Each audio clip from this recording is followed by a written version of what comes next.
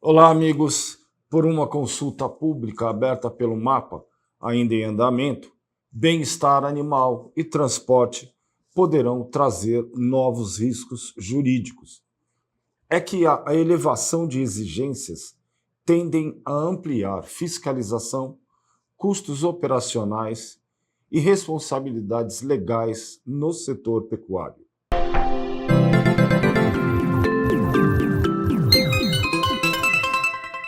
É o que nos alerta Pedro Puccini, advogado e professor em Direito Agrário e Ambiental, articulista da Scott Consultoria, comentarista da mídia especializada e hoje nosso convidado. Seja bem-vindo, Pedro. É um prazer recebê-lo. Muito obrigado pelo convite, Larissa. Explica para a gente aí como é que surgiu esse movimento e em que pé ele está agora. Esse movimento ele nasce dentro de um antigo processo no MAPA, no Ministério da Agricultura e Pecuária, para preencher um certo vazio regulatório, né, que tinha com relação a critérios nacionais para definir aquilo que é bem-estar no transporte de animais de produção. E em 16 de maio de 2025, a Secretaria de Defesa Agropecuária do MAPA abriu uma consulta pública, que foi o que gerou a maior polêmica, através de uma portaria, que é a Portaria 1280 de 2025, para uma minuta, um rascunho de uma norma que regulamentasse esse transporte acompanhado da GTA. E aí depois veio uma nova portaria, 1295, que ajustou o texto desse rascunho de norma, estendeu o prazo para consulta pública no portal do MAPA, mas já está encerrado desde 12 de agosto de 2025. Porém, no começo desse ano, de 2026, por meio de um requerimento do Congresso, por iniciativa do Congresso, o MAPA respondeu uma explicação, usando algumas referências técnicas para tentar explicar esse debate, o que acabou estendendo um pouquinho mais essa discussão que a gente recomenda que o produtor acompanhe. Pedro, eu queria que você detalhasse um pouco mais, fosse mais fundo, nos motivos dessas exigências. Isso tem a ver com a questão de exportação, satisfação para o mercado internacional, mesmo para o nosso. Evaristo, eu arriscaria talvez três razões pelas quais eu vejo nesses documentos que nós analisamos ali do MAPA e do Congresso. Primeiro seria reduzir perdas e ocorrências de mortalidade, lesões, esse estresse térmico e também padronizar essas chamadas boas práticas, né, que a gente sabe que são muito esparsas e subjetivas, né? Uma segunda razão que eu acredito seria dar uma base objetiva para a fiscalização, que não tem como fiscalizar e nós não temos padrões para auditorias com relação aos indicadores dessa tal boas práticas, né?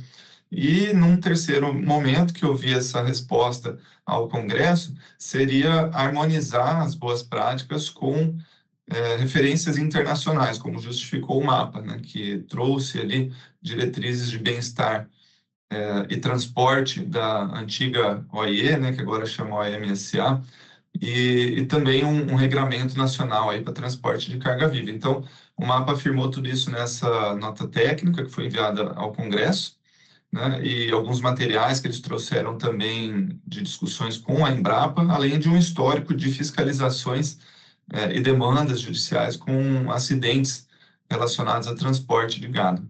Qual foi a receptividade aí dentro do Congresso? Qual foi a reação? Eu não diria assim que foi uma receptividade, mas que foi uma provocação do Congresso, né? Como forma de ampliar até o prazo para essa discussão, porque isso pegou todo mundo de surpresa, né? Quando nós notamos que havia essa discussão de uma normativa, né? Muitos se assustaram, circulou bastante imagens e montagens de caminhões com aparelhos de ar-condicionado instalados, mas, enfim, então essa foi uma provocação do Congresso, né? Que fez o requerimento de informação número 5686, que eu recomendo que todos acompanhem. E houve um tom de cobrança, né, sobre o impacto econômico e a viabilidade, claro, dessas normativas, e com razão, já que uma norma dessa importância num território tão diversificado e heterogêneo como o Brasil precisa ser amplamente discutida.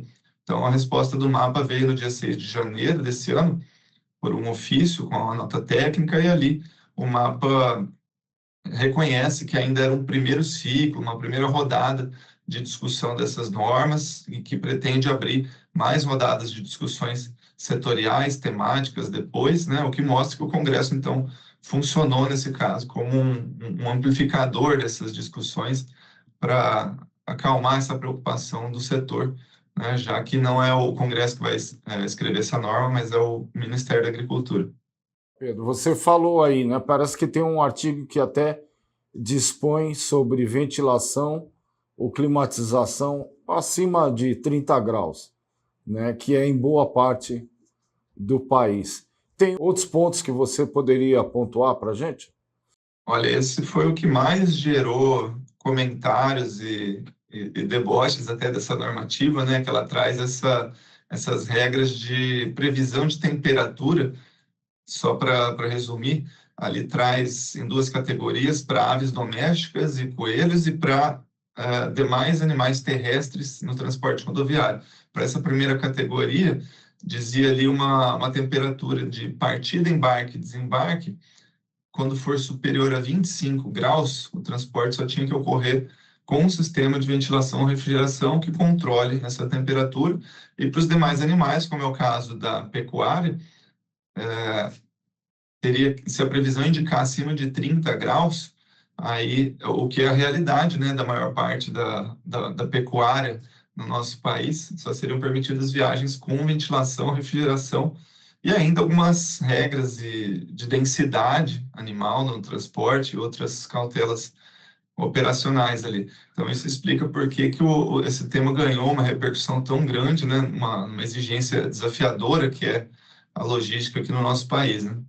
O Congresso ou o próprio mapa chegou a dimensionar custos aí para as várias cadeias produtivas?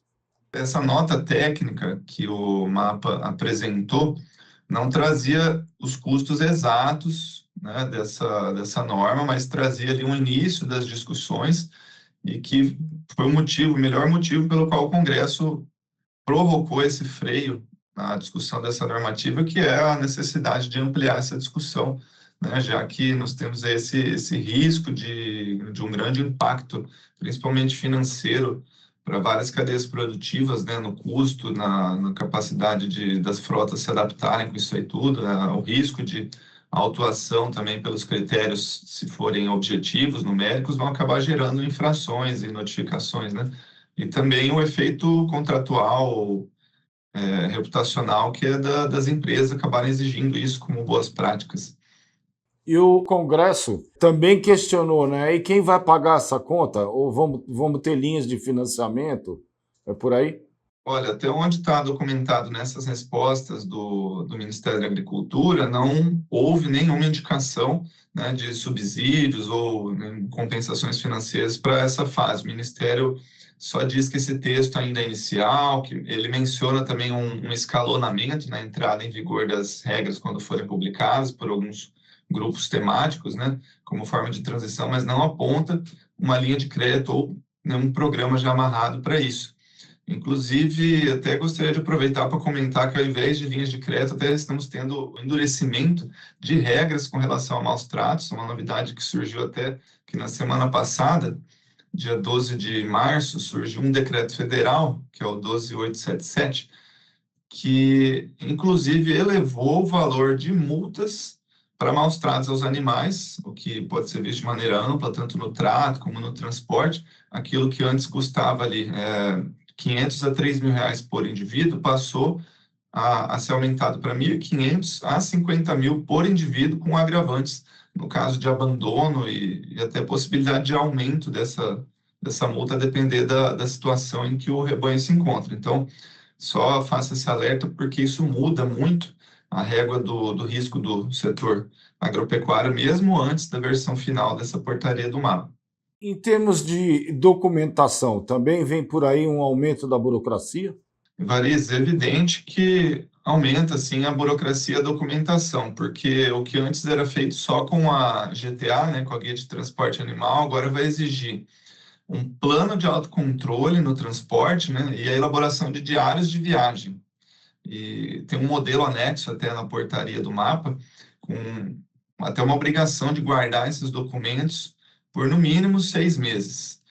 E esse plano de autocontrole, o diário de viagem, tem que estar disponíveis durante todo o transporte para fiscalização e para uma avaliação. Ou seja, além de transportar bem, vai ter que provar que está transportando bem, né? Então, se isso não for bem cuidado, aquilo que é risco, né? Nós chamamos de contencioso, vai acabar aumentando cada vez mais esse contencioso por uma falha, mesmo quando o manejo real mesmo na fazenda foi adequado. Pedro, muito obrigado pelas informações. Imagina, estou à disposição.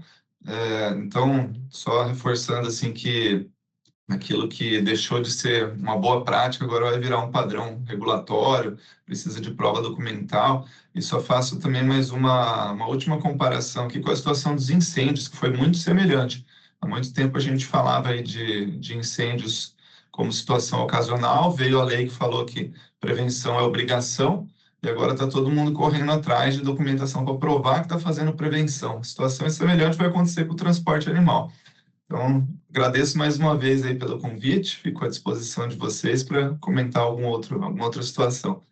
Eu falei com Pedro Puccini, advogado e professor em Direito Agrário e Ambiental. Esse foi mais um DBO Destaca. E não deixe de conferir outros conteúdos no portal DBO e revista DBO, todos os meses à sua disposição. Siga nossas redes sociais e inscreva-se no DBO Play. Faça parte da comunidade mais bem informada da pecuária brasileira.